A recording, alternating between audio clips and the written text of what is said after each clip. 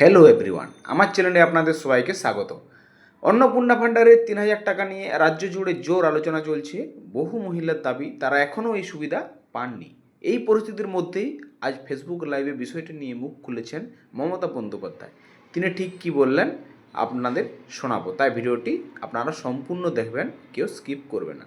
তো চলুন শুরু করা যাক। লক্ষ্মীর ভাণ্ডার যারা পেতেন 2,46,00,000 প্রায়, আজকে 1.5 কোটির ওপর মা বোনেদের নাম প্রায় কেটে দিয়েছে শুনছি। তারা হাহাকার করছেন। স্বাস্থ্যের চিকিৎসা জানি না কোথায় গিয়ে দাঁড়িয়েছে। মিড ডে মিলে যারা রান্না করতেন, মিড ডে মিলে যারা হেল্পার হিসেবে কাজ করতেন, তারাও আজকে হাহাকার করছেন। কাজ দেওয়ার ক্ষমতা নেই, কিল মারার গোসাই। লক্ষ লক্ষ মানুষের জীবন জীবিকা আপনারা কেড়ে নিয়েছেন। এমনকি বকটুয়ের একটা পরিবার আমার কাছে এসেছিল, যাদের 4 বছর আগে আমি চাকরি করে দিয়েছিলাম, পার্মানেন্ট চাকরি, সে চাকরি পর্যন্ত আপনারা কেড়ে নিয়েছেন। আমি যাদের চাকরি দিয়েছিলাম অনেক কর্মীকে আপনারা বসিয়ে দিয়েছেন। এত প্রতিহিংসা রাজনীতির কেন? আর গতকাল যারা গিয়ে তালা দিয়ে এলেন, ওটা ভাড়ায় ছিলাম আমরা। ভাড়াটা কতদিন পর্যন্ত ছিল? এই তার ডকুমেন্ট। এটা হচ্ছে 2027 সালের অক্টোবর পর্যন্ত অফিসটা আমাদের নেওয়া ছিল।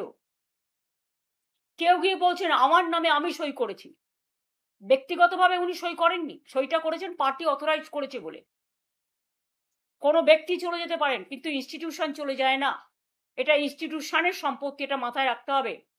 আমি যেমন কারো ব্যক্তি সম্পত্তিকে দখল করতে পারি না, কারণ এটা তার ব্যক্তি সম্পত্তি নয়, এটা তার প্রতিষ্ঠানগত, তেমনি আমাদের সম্পত্তিও, মামাটি মানুষের সম্পত্তিও কেউ জোর করে দখল করতে পারে না।